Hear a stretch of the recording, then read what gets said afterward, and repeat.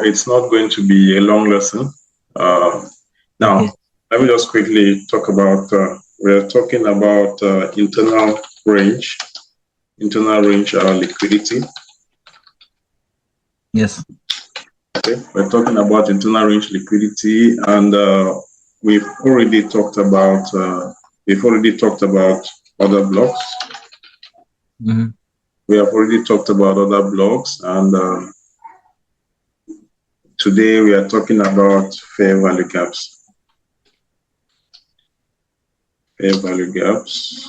That's okay. Okay. Now, fair value gaps are also then differentiated into two, which we have the BC, and then we have the CB. We have, let me just put in capital letters. We have BC, and then we have CB. Now, I'll just say that verbally, a BC is buy side imbalance, sell side inefficiency, and CB Yes. is sell side imbalance, buy side inefficiency.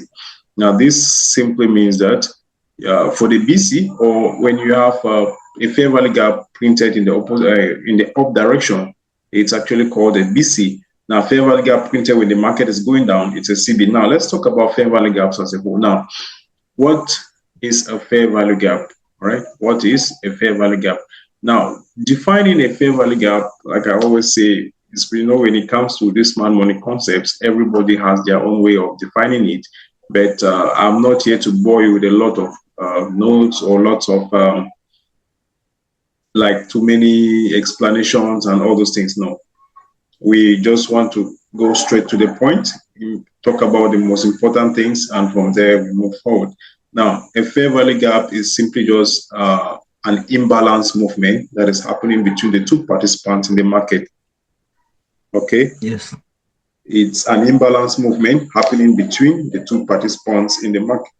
Now, this means that if we have, now, for the market to move higher, it simply means that the demand of something is high, right? Now, if we have, let's say, for example, you have, you're a business person and you have about 1 million iPhones that you're selling. Let's say iPhone 16. You're selling iPhone 16. You have 1 million of them. 1 million of them, right? And each one is about $500. You're selling each for $500. Now, this is your product. So this is your supply, right? Yes. This is your supply, the product that you have, it's your supply. Now, on the other side, we have customers. We have about 10 million people. 10 million people. This is the demand. This is the demand for these iPhone products, right? The iPhone products. Now, we have 10 million people in demand of 1 million supplies of iPhone. So, as a business person, what will you do to the price? Because we have 10 million. It simply means that the demand of these iPhones is actually more than the supply, because the 1 million cannot go for all the 10 people. So what is going to happen is that the prices of this product is going to increase because the demand is too high. You understand? The demand is too high, yes, which makes the prices to increase. So which means that at the end of the day, instead of selling for 500, you might start seeing the person selling for 1,000. Or sometimes you sell some water for 1,000. Maybe it will gradually be increasing, because the more as people are coming, you notice that the demand is very high. Maybe start selling 600, 700, 800, 900, 1,000. This literally is creating, it is an imbalance between the supply and the demand. Okay, and when this happens and the price of something is suddenly moving that fast, it creates fair value gap, or it creates imbalances. It creates zones where there was no balance movement, because at this point the market is not balanced here, because the demand is actually more than the supply. So which means that we have a situation where the supply of something is actually limited, or it is small as compared to the demand. So that creates an imbalance. Okay, there is not equal. Now, you would understand now that for the market to actually move well, it needs to create these imbalances. For the market to expand, it needs to actually create these imbalances, because if it is either selling, it means that the supply is more than the demand. So if it is selling, that there's that imbalance. And now with the market logic, the imbalance is always rebalanced, or price will always come back to rebalance those zones, which means that when prices are rising like this, when prices rise up to $1,000 and for an iPhone, and then people out of a sudden say, these prices are too expensive. I'm not going to buy this iPhone for $1,000. When people start to slow down, like thinking the prices are too expensive, what happens next is that what? The demand becomes to reduce. And as the demand is reducing, the supply, the prices will now start to have to drop, right? The prices will start to drop. The prices will start to drop. Why is the price dropping? It's not dropping, probably now rebalancing all the movement that happened here, which was due to demand. And as demand has slowed down, you now have to drop. Prices will drop down. As it's dropping now, it is like trading back into areas where people were so furious trying to buy it, like I need one. And then as the market is coming back, it has to rebalance all those. Now, this is just a logical explanation of what a fair value gap is. Now, a fair value gap is also an imbalance. Okay, it's also an imbalance. Now, talking about fair value gaps, how to spot them on the chart, it is always a three pattern. You select, you can be able to point out a candle starting with 3 candles, which means you need to have candle 1. Okay, you need to have candle 1, you have candle 2, and then you have candle 3. Now, when you watch these 3 candles, what is going to be interesting that you will notice from there is that now, if you notice from the low of this candle, what happens before price drops down to this point? This actually means that sellers push price down to this point before buyers came and then push it up to close at this level, right? Yes. So which means that we can agree that we have had sellers playing around this point. I mean buyers. We have had buyers active here, which had to push price up. Now the buyers came in again here, push price up to this point after the open of this candle. Then what happened? Sellers came in, push it right down to this point. Now take note, sellers push price down to this point. What happened to buyers? They came in again and they were able to push price only up to this point. The next candle open, they push price only up to this point. So this is the last point where we had buyers pushing price up to as of starting from this point. So this means that this is where buyers were able to push price up to, and this is where they ended last time. So we have where they ended last time and then where they ended now. So this means that we have a price void here, which we have not actually had buyers bargain prices or push price into. All right, buyers have not been able to trade this zone. You understand now? So this is now what we call a fair value gap. This is a fair value gap or an imbalance. Okay, it's a fair value gap or an imbalance. And now what happens is that what we expect as traders is that in the nearest formations of candles, we're going to have a candle trade back somehow like that into this zone, rebalance it, and then we can then have a continuation lower like this. Okay, now if you remember, based on our market structure lesson, you will notice something here. This formation is not different from the type of market structure that you have. Now, when you see market structure like we did the last time, and I told you that you're going to see something like this. Now, why do you think price is taking this high? Why do you think price is taking this high? Now, like I told you the last time, I told you that when the market is selling, it actually needs buyers. And what is sitting above this point, this is where buyers are sitting. They are placing their buy stops above this high so that if price breaks above that high, then it keeps going higher. But that is not what the market truly intends to do, because the market is selling. So what the market does is it comes to this point and activates their buy orders, right?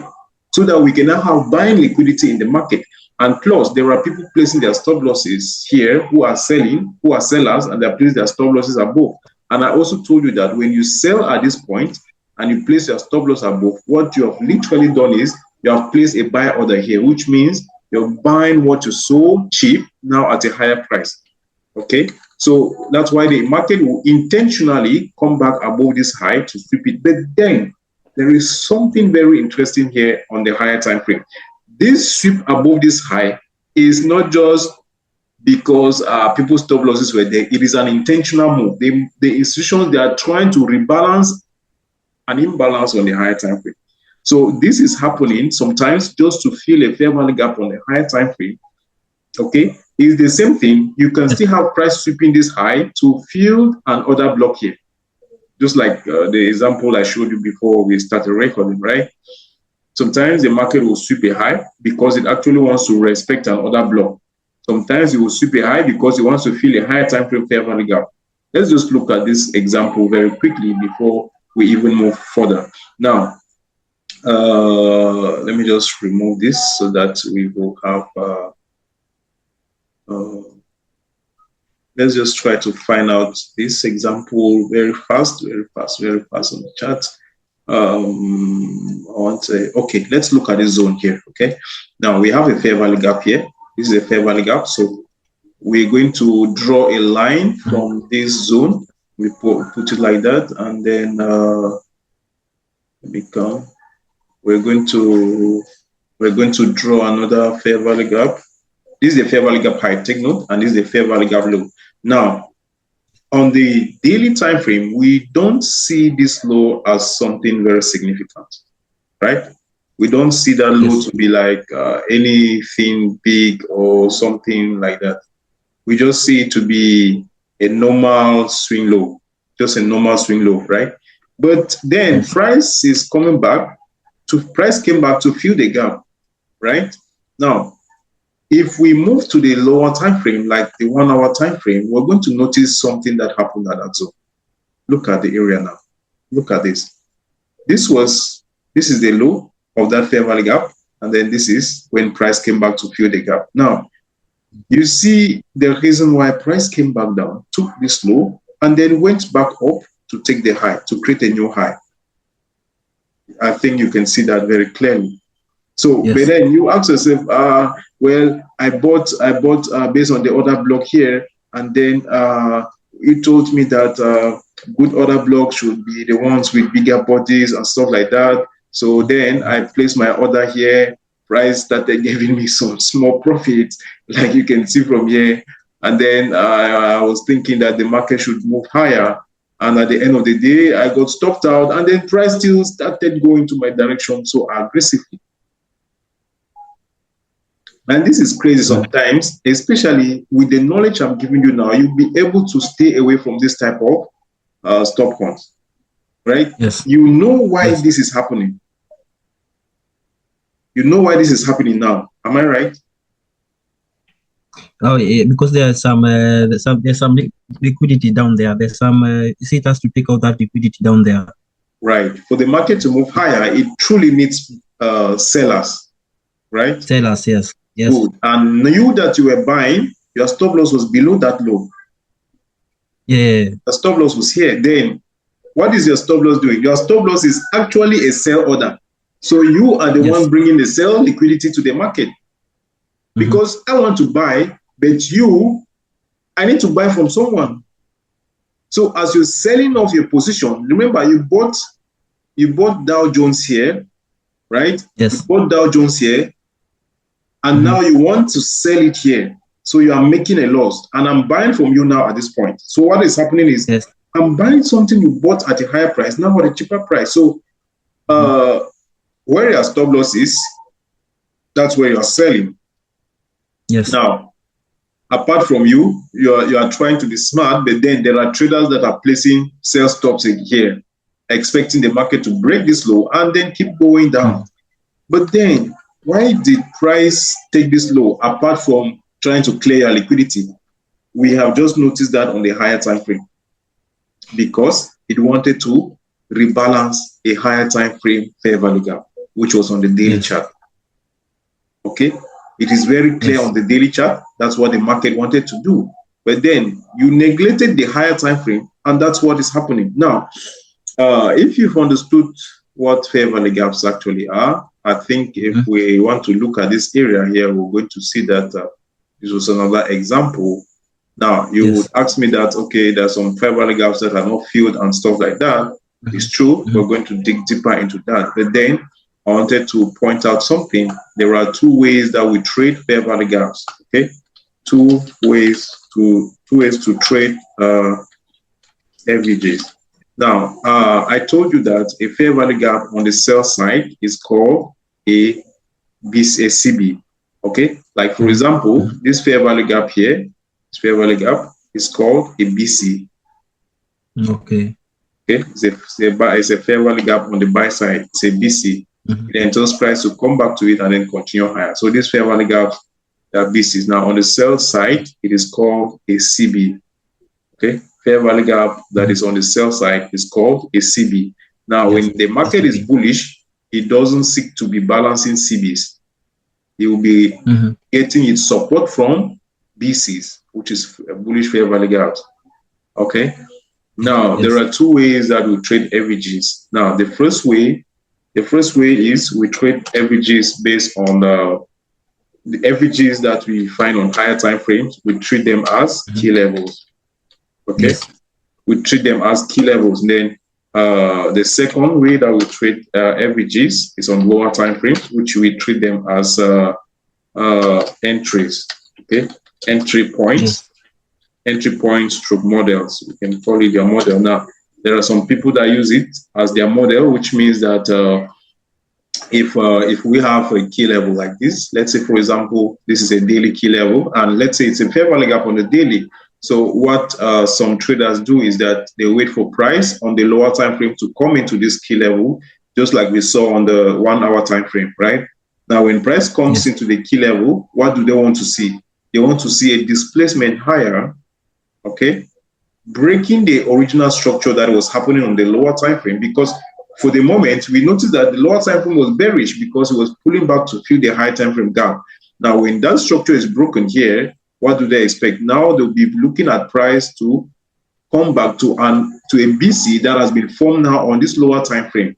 We'll be looking for a displacement fair value gap that is informed here, and that is their model. They will want to take that buy from there. From that fair value gap, now with their stocks below the swing low that traded into the key level, and that you can target buy side liquidity. This is a whole model on its own where people trade as their strategy. Okay, what they do is they wait for price reaction on the key level.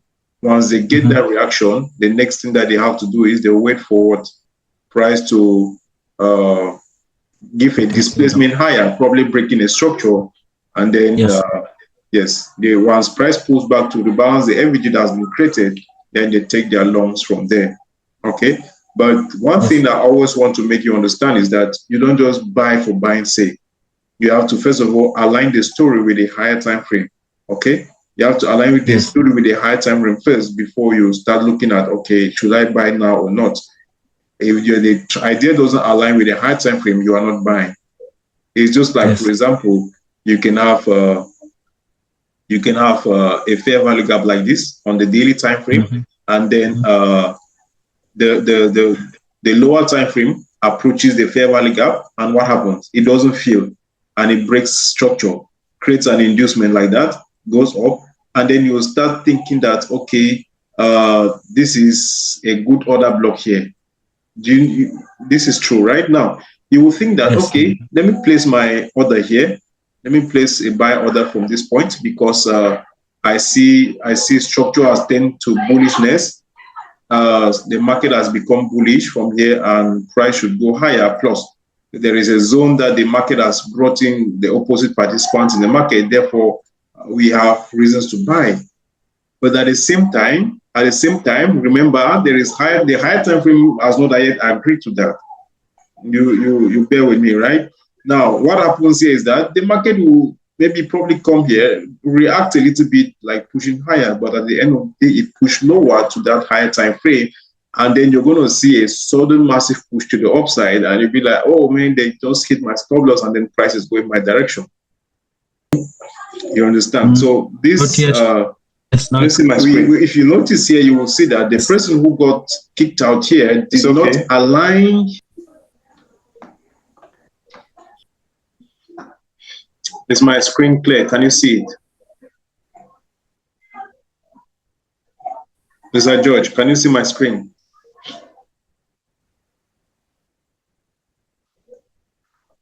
Yes, it's okay. Okay. It's okay. All right, good. So I had a little network interaction there. Now I was trying to make you understand that those traders who Yes. got kicked out here, they did not align their entry Yes. with the story from the higher time frame, right? That's why they got kicked out. And it is the same example that I was trying to show you at this level here that if this person who was to trade this BC, if you were just maybe focused on the 1 hour time frame, thinking that, okay, then price should continue to buy, at the end of the day, you will notice that it's just because you neglected a higher time frame key level, which was the fair value gap. So you're going to notice that a person who did not try to align his time frame with the daily would have started thinking that, okay, price should buy from this other block. And the market is always very canny. Sometimes it's going to give you that feeling that you think that, okay, the market really wants to move higher. And at the end of the day, it just comes back to correct that mistake. You see, so, and one thing you always want to be aware of is the higher time frame. Okay, don't always want to neglect that. You don't always want to neglect the higher time frame. It is very, very important. So we use fair value gaps in two ways. Okay. Yes. We use fair value gaps in two ways. First one is key levels on the higher time frame, as from 4 hour, daily, weekly, monthly, 3 months, upward. Sometimes, let me show you something. Let me show you an example. I was like looking at the higher time frames. You think that it's not for any reason, but then look at this price action here. Look at something. This is a 3 months time frame. Okay, this is a 3 months time frame. Now look at this fair value gap here. This is a fair value gap coming from the 3 months. Plus, we have this breaker. We have not yet talked about breakers. So we have a breaker aligning with that fair value gap. So I think our next lesson will talk about breakers. Now, this is a 3 months fair value gap. Then let's just go straight to the daily time frame. Look at what happened. I mean, if you're looking at the daily time frame, you will not really know why price will just come down to a level like this, clear all these lows, and then just start going back up. Like, why did that happen? But now, if you look closely, you're going to notice that if you were looking at the structure of the daily time frame properly, you will notice that we had a break of structure here. Now you ask yourself, why are we having a break of structure? Price always goes for external range liquidity and comes back for internal range liquidity. Now look at your nice other block here. Price respected it and then kept pushing lower. Yeah, you keep on breaking. Yeah, I think your voice keep on breaking. Are we good now? Is it very clear now? I think it's good. My voice is not very much clear. Your voice keep. Are you getting me now?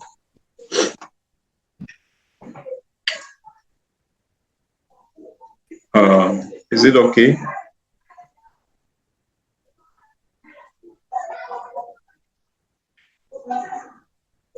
So you see the reason why price sold here, right? Just because he wanted to fill a 3 months fair value gap. So